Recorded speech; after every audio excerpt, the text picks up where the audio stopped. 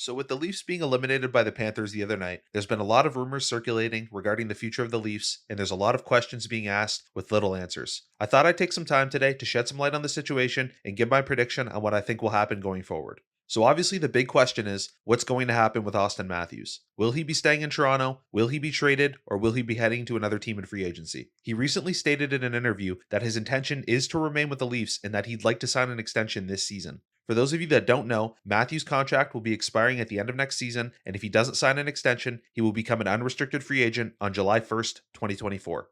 Now, the interesting part about this whole situation is that not only is Matthews' contract expiring next year, but so is Nylander's. If we take a look at the Leafs' contracts here on CapFriendly, great resource by the way, you'll see that they are both set to become unrestricted free agents at the end of next season. Now, if I'm being completely honest here, I think there's a slim chance that they'll be able to keep both Matthews and Nylander. Both Marner and Tavares are locked up until 2025, and I don't think they will have the cap space, especially if they intend on keeping guys like O'Reilly and Bunting. Nylander will obviously be getting a significant raise, especially if he continues to play the way he's been playing, and depending on how Matthews performs next season, he may very well get a raise too. I think Nylander could be a very desirable player for multiple teams, especially contenders. He's a great player with a ton of skill, and I can see a bidding war for him if he goes to free agency.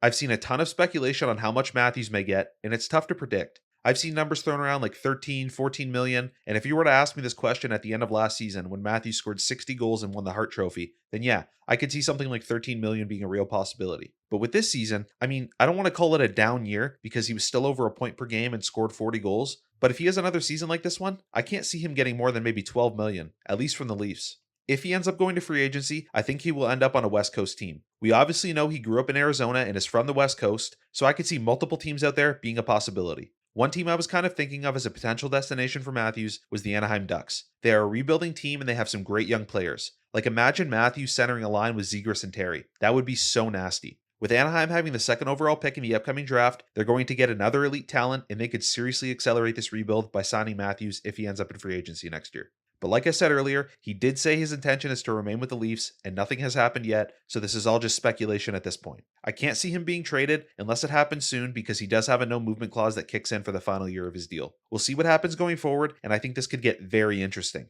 My question to you Leafs fans out there, do you hope Matthews stays? Would you rather keep Nylander? Let me know down below. Please don't forget to like the video if you liked it, and subscribe for more. Thank you so much for watching.